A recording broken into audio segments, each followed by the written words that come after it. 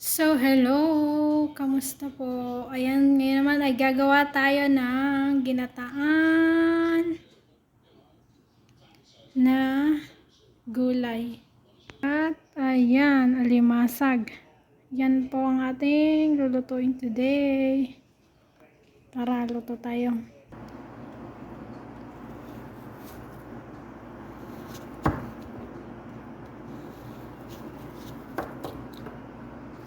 Ayan, hiwain natin yung kalabasa.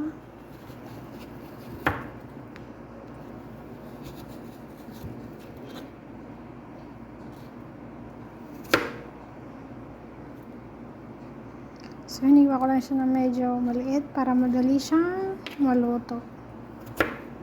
So, ayan, ito yung ampalaya naman natin. Medyo binabad ko lang siya sa asin para hindi mapait. Ito na ang ating gulay. Ayan, isasalang na natin siya. Ito na yung mga hiniwa kong sangkap. Ganyan lang ang hiwa ko. So, ayan na yung ating gagataan na gulay na may alimasag. Ayan.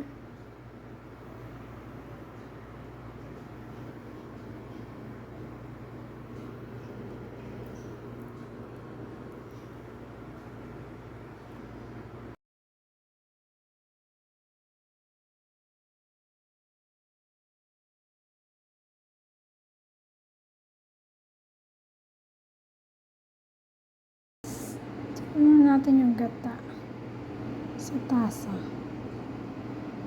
Ito yung first na gata. So, ayan yung unang gata.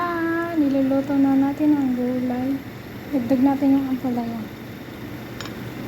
Kasi sayang naman kung hindi ko siya lulutuin.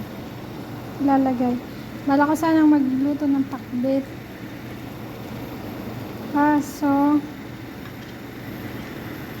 susunod na araw na lang siguro.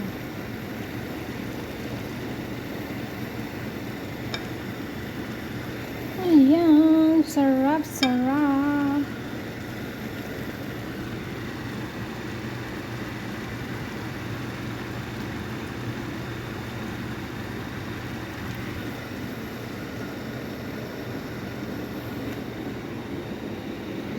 Ayun na. Ito na yung ating ginataan. Sarap. Ating ginataan. Bismillah. Tulog. Crab.